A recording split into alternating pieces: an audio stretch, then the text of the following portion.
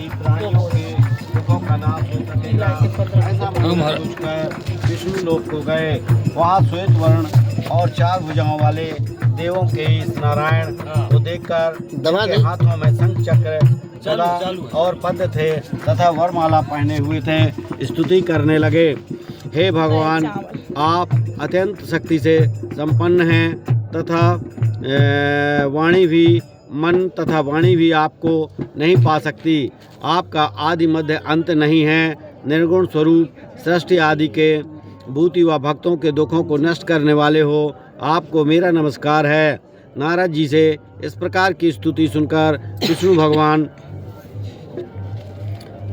बोले, हे मुनि श्रेष्ठ, आपके मन में क्या है? आपका किस काम के लिए आगमन हुआ है? निसंकोच कहो।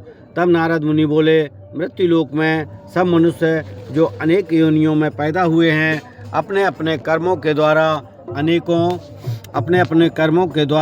अनेक प्रकार के दुखों से दुखी हो रहे हैं। हे नाथ, मुझ पर दया रखते हो तो बतलाइए कि उन मनुष्यों के सब दुख थोड़े से ही प्रयत्न से कैसे दूर हो सकते हैं। श्री भगवान जी बोले, हे नारद, मनुष्यों की भलाई के लिए तुमने बहुत अच्छी बात पूछी है। जिस काम के करने से मनुष्य मुँह से छूट जाता है वह मैं कहता हूँ, सुनो। बहुत पुण्य देने वाला स्वर्ग तथा मृत्यु लोक दोनों में दुर्लभ एक उत्तम व्रत है। आज मैं प्रेम वश होकर तुमसे कहता हूँ, सत्यनारायण का यह व्रत अच्छी तरह विधि पूर्वक करने पर मनुष्य आयु पर्यंत वहाँ सुख भोग कर मरने पर मोक्ष को प्राप्त होता है। श्री भगवान के वचन सुनकर नारद मुनि बोले कि उस व्रत का क्या फल है, क्या विधान है और किसने यह व्रत किया है और किस दिन यह व्रत करना चाहिए, विस्तार से कहिए। भगवान बोले, दुख शोक आदि को दूर करने वाला, धन धान को बढ़ाने वाला, सौभाग्य तथा संतान को देने वाला, यह सब स्थानों में विजयी बनाने वाला है।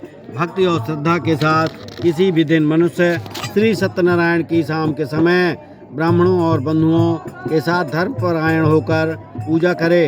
भक्ति भाव से नैवेद्य केले का फल, घी, दूध और गेहूं का चूर्ण सवाया लेवे। गेहूं के अभाव में साठी का चूर्ण, शक्कर तथा गुड़ ले और सब भक्षण योग्य पदार्थ जमा करा के भगवान को अर्पण कर देवे तथा बंधुओं सहित ब्राह्मणों को भोजन करावे। पश्चात स्वयं भोजन करे। नृत्य गीत आदि का आचरण कर सत्यनारायण भगवान का स्मरण करता हुआ समय व्यतीत करे। इस तरह व्रत करने पर मनुष्यों की इच्छा निश्चय पूरी होती है। विशेषकर कलिकाल में भूमि पर मोक्ष का यही सरल उपाय है। इति श्री सत्यनारायण व्रत कथायां प्रथम अध्याय समाप्तम। सत्यनारायण भगवान की जय हो।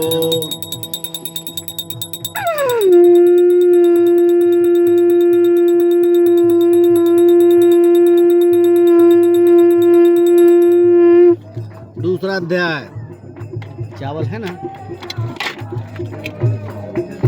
आपके पास है? दूसरा अध्याय। सूत जी बोले, हे ऋषियों, जिसने पहले समय में इस व्रत को किया है उसका इतिहास कहता हूँ, ध्यान से सुनो। सुंदर काशीपुरी नगरी में एक अत्यंत निर्धन ब्राह्मण रहता था। वह भूख और प्यास से बेचैन हुआ नित्य पृथ्वी पर घूमता था। ब्राह्मणों से प्रेम करने वाले भगवान ने ब्राह्मण को दुखी देखकर बूढ़े ब्राह्मण का रूप धारण कर उसके पास जा आदर के साथ पूछा, हे विप्र, नित्य दुखी हुआ पृथ्वी पर क्यों घूमता है? हे श्रेष्ठ ब्राह्मण, यह सब मुझसे कहो, मैं सुनना चाहता हूँ। ब्राह्मण बोला, मैं निर्धन ब्राह्मण हूँ, भिक्षा के लिए पृथ्वी पर फिरता हूँ। हे भगवान, यदि आप इसका उपाय जानते हो तो कृपा कर कहो। वृद्ध ब्राह्मण बोला कि सत्यनारायण भगवान मनवांछित फल देने वाले हैं, इसलिए हे ब्राह्मण, तू उसका पूजन कर, जिसके करने से मनुष्य सब दुखों से मुक्त होता है। ब्राह्मण को व्रत का सारा विधान बतलाकर बूढ़े ब्राह्मण का रूप धारण करने वाले सत्यनारायण भगवान अंतर ध्यान हो गए। जिस व्रत को वृद्ध ब्राह्मण ने बतलाया है मैं उसको करूँगा, यह निश्चय करने पर उसे रात में नींद भी नहीं आई। वह सवेरे उठ सत्यनारायण के व्रत का निश्चय कर भिक्षा के लिए चला। उस दिन उसको भिक्षा में बहुत सा धन मिला, जिससे बंधु बांधवों के साथ उसने सत्यनारायण का व्रत किया। इसके करने से वह ब्राह्मण सब दुखों से छूटकर अनेक प्रकार की संपत्तियों से युक्त हुआ तथा उस समय से वह ब्राह्मण हर मास व्रत करने लगा। इस तरह सत्यनारायण भगवान के व्रत को जो करेगा वह सब पापों से छूटकर मोक्ष को प्राप्त होगा।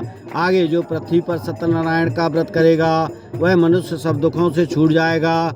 इस तरह नारद जी से नारायण का कहा हुआ यह व्रत मैंने तुमसे कहा। हे विप्रो, मैं अब और क्या कहूँ। ऋषि बोले, हे मुनीश्वर, संसार में इस ब्राह्मण से सुनकर किस किस ने इस व्रत को किया, हम वह सब सुनना चाहते हैं। इसके लिए हमारे मन में श्रद्धा है।